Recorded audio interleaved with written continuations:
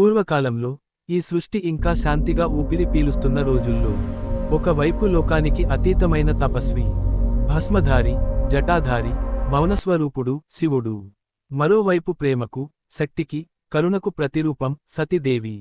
సతి దక్ష ప్రజాపతి కుమార్తె. చిన్ననాటి నుంచే ఆమె హృదయం శివుని వైపే లాగబడింది. లోకమంతా శివుడిని భయపడినా సతి మాత్రం ఆయనలో కరుణను, సత్యాన్ని, పరమార్థాన్ని చూసింది. తండ్రి అంగీకారం లేకపోయినా సతి శివుడినే తన భర్తగా స్వీకరించింది. కాని దక్షుడికి ఈ వివాహం అహంకారానికి గాయం. అందుకే ఒక మహాయజ్ఞం నిర్వహించాడు. దేవతలందరికీ ఆహ్వానం. కాని శివుడికి మాత్రం కాదు. ఈ విషయానికి తెలిసిన తండ్రి ఇంటికి వెళ్ళింది సతి. అక్కడ ఆమె చెవులకు తట్టుకోలేని మాటలు వినిపించాయి. తండ్రి తన భర్తను అవమానిస్తున్నాడు. ఆ క్షణంలో సతి హృదయం చీలిపోయింది. ఆమె నిశ్చయంగా చెప్పింది, నా భర్తను అవమానించే ఈ శరీరం నాకు అవసరం లేదు. ఆ మాటలతోనే సతియోగాగ్నిలో తన ప్రాణాలను అర్పించింది. ఈ వార్త శివుని చెవులకు చేరిన క్షణం మౌనం రుద్రంగా మారింది. శివుడు సతి దేహాన్ని భుజాలపై మోసుకుంటూ భయంకరమైన తాండవం చేశాడు. భూమి కంపించింది, ఆకాశం వణికింది. సృష్టి నిలిచిపోయే స్థితికి వచ్చింది. లోకరక్షణ కోసం విష్ణువు సతి దేహాన్ని ఖండాలుగా చేసి భూమిపై పడవేశాడు. అవి పవిత్రమైన శక్తి పీఠాలుగా మారాయి.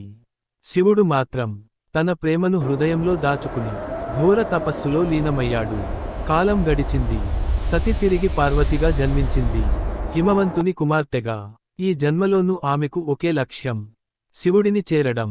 హిమాలయాల్లో మంచుగాలుల మధ్య పార్వతి కఠిన తపస్సు చేసింది. ఆకులు, నీళ్లు కూడా త్యజించింది.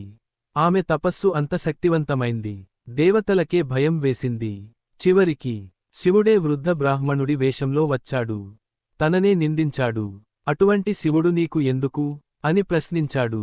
పార్వతి కన్నుల్లో జల్లు కాదు, అగ్ని వెలిగింది. ఆమె ధైర్యంగా చెప్పింది, మీరు శివుని అర్థం చేసుకోలేదు. ఆయన తపస్సు లోకానికి రక్షణ. ఆయన మౌనం ప్రేమ. ఆయనే నా జీవితం. ఆ మాటలతో శివుని హృదయం కరిగిపోయింది. ఆయన తన నిజ రూపాన్ని చూపించాడు. పార్వతిని తన శక్తిగా స్వీకరించాడు.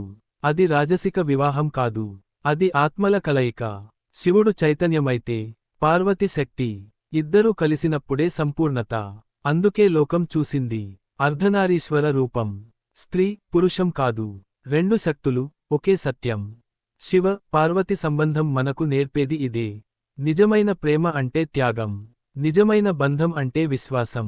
నిజమైన దైవత్వం అంటే కలిసి లోకాన్ని నిలబెట్టడం. ఓం నమః శివాయ.